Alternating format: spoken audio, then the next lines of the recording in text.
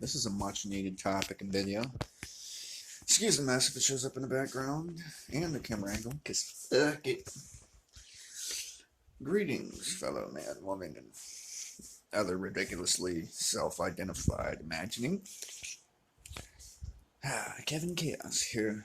I'd like to talk a little bit about a lot of it. Whether it be friendships, love, hate, desire, success, and failure, autism. What is socially acceptable? What's expected of you? I'm going to try to bounce around a little bit to, as quickly as possible, touch on some of these things and see what you guys have to think, have to say, how wrong or right you want to call me, or how empowered you think that is in contrast. I'm a good person. Oh, I'm a good person. I am. Mostly. I start off kind. I'm kind most of the time. Kind people usually condemn themselves before condemning others. I do that because I'd like to learn to explain. A smart person, chaos, doesn't simply judge the other person. The other person played their role. Like, say, this person screamed at you, right? But did you scream back? So it had nothing to do with the fact that they're wrong. You're wrong too. Did you choose to let your emotions get out of control? Were you disciplined? Did you hang out with this person after insert the slight that they did to you? Did you choose to hang out with them? Did you tolerate a certain behavior? Did you encourage it? Did you forgive them too many times? On one hand, we're taught, turn the other cheek. But you get punched in the other jaw, isn't it? So that can't be the answer all the time. We're taught patience. Patience is good for patients. They're in need of a doctor after all, a guide, a friend. If they really had all the answers, they'd be like me, mostly to themselves. Seeing the world for what it is. Not good nor evil, but simply what it is. Balance of them. Or nothing. Simply being. And therefore, I have great difficulty understanding much of humanity. Call that Asperger's. What is a friend? Because someone else wouldn't do what I would do. Especially not to the lengths that I would do, nor with the patience or the kindness or the consideration before, with or without, during, being asked, and maybe after, knowing that they're not quite operating on our level. If I type 185 words per minute, I have to cognitively be aware that despite my ability to think, send, and process and receive information that fast, you might not be able to do that. You might need to slow it down. And even just one chunk of that text, reread it several times because of a vocabulary word, or you weren't as passionate and interested in language as I was. You know, I read dictionaries, and I was really highly interested my whole life in intelligence. Not to have power over anybody or anything, but it turns out you kind of have a lot. And then even making a semi-moral system to not use intelligence. Doesn't that sound crazy? As much as possible to let other people feel more comfortable and secure in their ignorance. That's not the way to go. And I find that people tend to abuse this sort of nature. So I describe myself in different archetypes. I describe myself as a genie, a jinn, granter of desires, a shapeshifter, right? So what that means is that it is far easier and not problematic or burdening at all for an adaptable, flexible, strong, self-willed person to modify his behavioral characteristics, actions, expressions. Example, Christian, say prayer. Pagan, say spell. Scientist, say affirmation. Talking the same conversation different ways. Were it my preference all the time, I'd say magic in general and use these terms because they sound more fun and interesting to me, and I already know what they mean. But to someone who might not, I have to speak to them on an individual basis on their plane of existence. Like the typing, they might not be up here yet. They might not be able to process it. They might not understand. They might be triggered. They might react too quickly to be able to actually comprehend the message. And therefore, you will have missed them entirely. So is it good or bad? There's those words again. To shapeshift to meet the needs for success. to behave in such a way for optimum, right? To improve. Then you get into interesting complexes of different personality types with these thoughts, like saving the world, right? Educating. Can you really educate a fool, though? If the fool's will is to be foolish. Albert Einstein once said, the difference between genius and stupidity is genius has its limits. It's a very good quote. The difference between genius and stupidity is genius has its limits. There's another good book one, 48 Laws of Power. And I might butcher the wording a little bit, but it'll say essentially the same thing.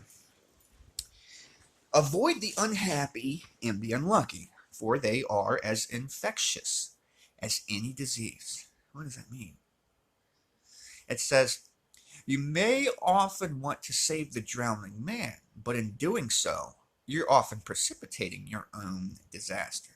Imagine that, if you will, for a moment. Everybody knows someone that was suicidal or something. Let's say instead of just emotionally desiring it, that they mentally were set out. It's a fucking goal. This is what there's no going back. Everything they knew is dead. Family, ones, dogs, whatever, something. They're determined now. There's nothing left to live for in their minds. And you can't possibly necessarily see it from that point of view.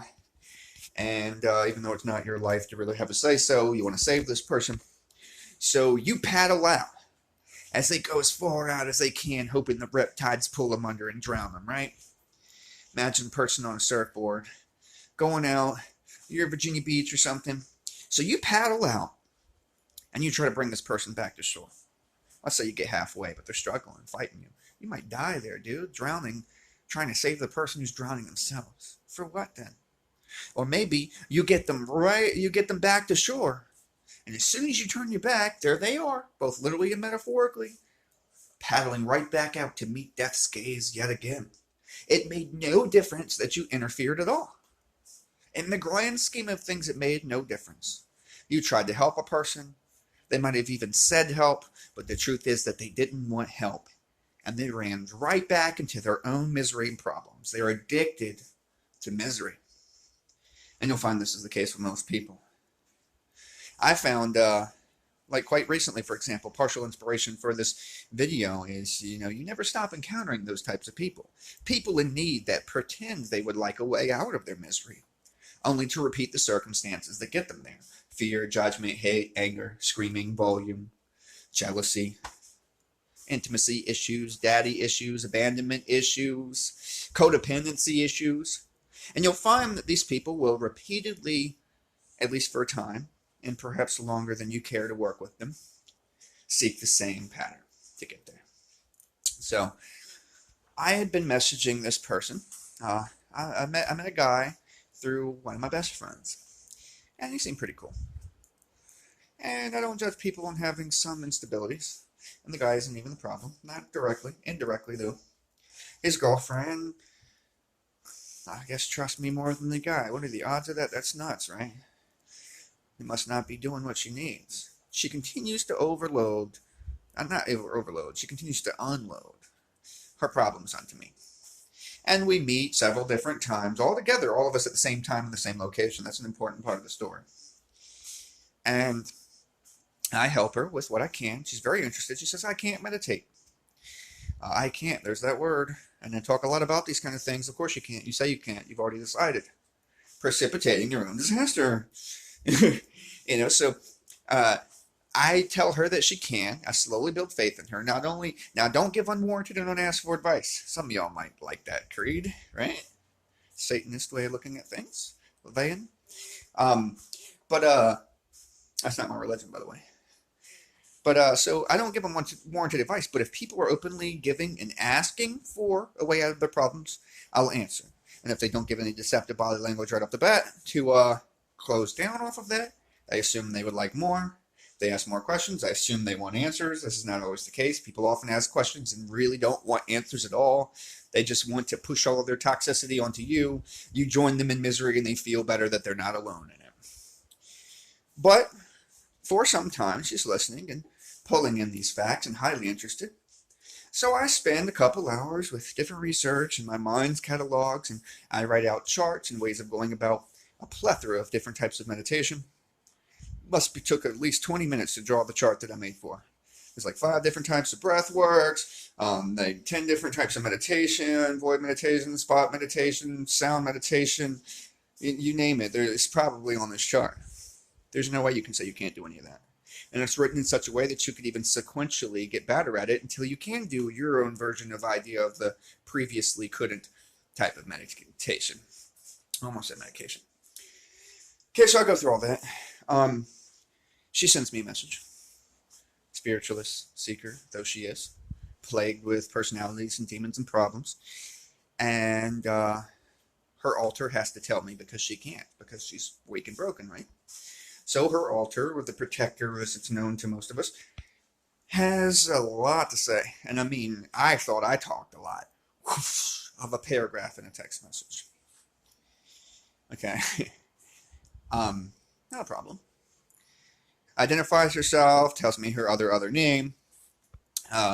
She would like to get in touch with her past lives and her other spirits, but she's afraid. Of dangers involved in it, or unable to accept those parts of herself, and I have to kind of touch on all these different issues. So I send a massive paragraph back, and the whole time I'm encouraging her power is hers, her interest is hers, but because she's approaching from a world of pain, she can only see through the eyes of pain. Shit-tinted shades, not rose-tinted glasses. For those who seek find doesn't only mean good things. It means that if your focus is in an area, it's only going to amplify. So, certain choice words and expressions throughout this massive block of anybody who's a normal reader would look at when you're taught in grade school, if you don't know a word or you don't know expression to read the surrounding text, it's called context. Con to take away from. And interestingly, it would take away the negative, misperceived, stigmatic notions. And you would know what it means. Because you're like, oh, okay, I'm following along. Wait a minute, that doesn't make sense. Let me read it. Oh, that's what he's saying. But for an emotional being, they might not do that. And here's the thing. So she took offense to the fact that I said, basically we're in a party setting. Every time I've talked to her and I've tried to give her a little attention, a little information there. But I said that I wished I could pull you away, but people expect party Kevin. They expect a certain personality or persona from me. I'm entertaining a whole crowd, not just the girl in need. And I thought taking care of multiple lives at the time was better than taking care of just one. So I couldn't give her as much as she needed as fast as she would like. In a paragraph of text, there's nobody in the middle of that. So I do just that. But in saying that I wished I could have pulled her away and talked to her one-on-one, that means jealous boyfriend, that means crossing the line in her mother's eyes. First off, if you're upset, that's another way of staying in the pit, precipitating your own disaster, repeating the same circumstances that got you to misery in the first place. You didn't tell the person who you're upset at all. You just ghosted it. You asked them for something, you didn't really want it. You thought you did, didn't really want it. You got all this good, the same character dynamic of who you had the whole time, of why you kept coming to him instead of your own boyfriend. And yet, one slight misunderstanding because you're emotional, instead of reading it or rereading it or thinking about it before reacting, and now you have to hear from a third party, from my friend who introduced me to you guys, who heard it from your boyfriend and her mom, that you had these problems, that you thought this way. Why couldn't you address it? Surely I would have shape-shifted into what was needed. Surely I would have corrected a word or a prejudice and explained myself, having given the chance. Surely these are, as a cancer sign myself can understand, imagined slights, imaginary hurt, right? Now, here's where it comes into the philosophy of including you, the public, the listener, the watcher of this program.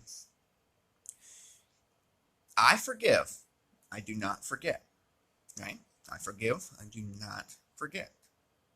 You can say I'm Asperger's, that I don't know what's socially acceptable. However, in dealing with humans, people, and knowing their common traits, and witnessing in person in real time, and treating everyone as if it's a brand new slate, not even a past memory, even if you know better, being fair, right? In dealing with people, they exhibit a behavior. Look at all this prejudice, look at all this hate. You came to me, I didn't come to you. I wouldn't have even talked to you. But if it wasn't for the friend that introduced me to the group, I wouldn't have even took you on as my student trying to help you, right? So you came to me, you asked and you received. If you didn't like what you received, there's no way I'm wrong, right? I can understand how loosely these words will be translated from an emotional mind. However, context, time. Instead, I got to hear from third parties how offended you were and how I'll never be back over there, which probably work itself out by the end of tonight. But nonetheless, what do you think when I turn the other cheek, or I forgive this person, but don't forget, instead of a 3-strike deal or continuing to try to save the drowning man or woman, do you think it's bad? You, public, I'm asking your opinion. You have no wrong opinions. List them below. Do you think it's bad or wrong to give someone only 2 chances? One, they let you know who they are on the first one, right?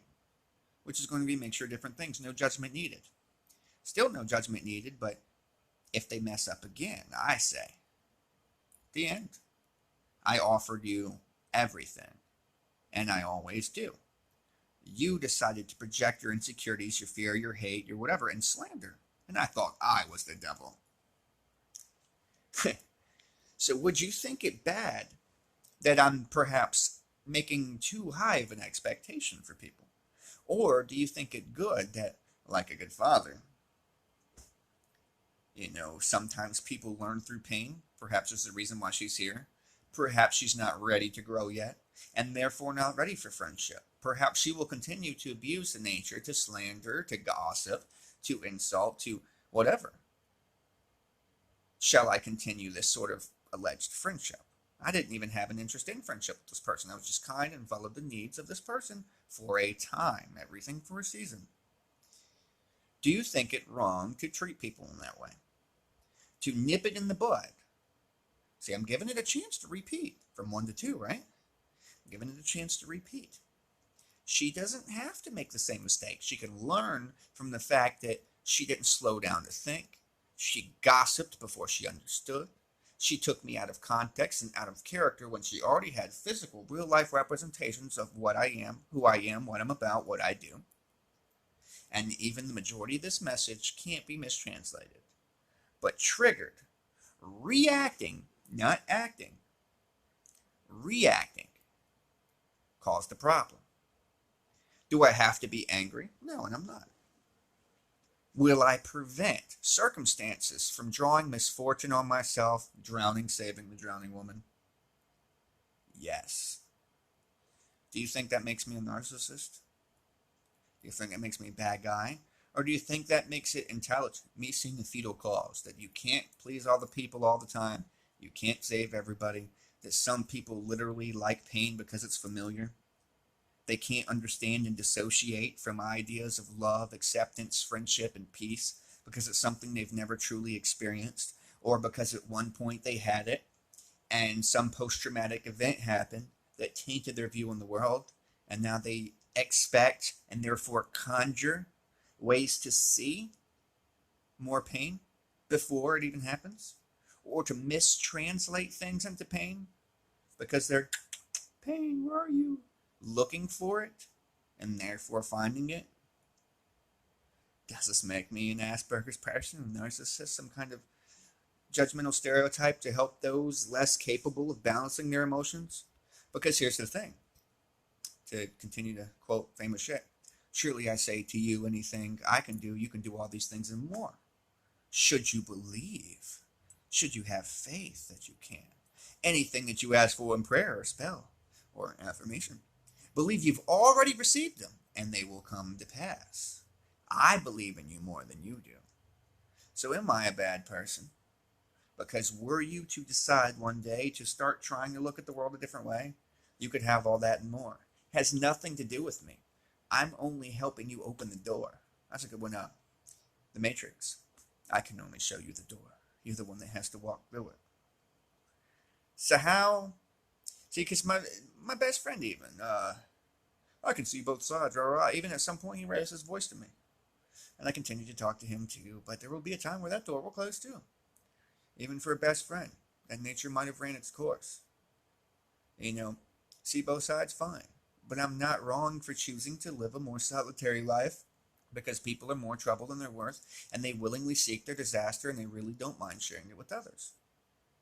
I think that's protective, maybe, that I'm cautious, that preventative butt hurt.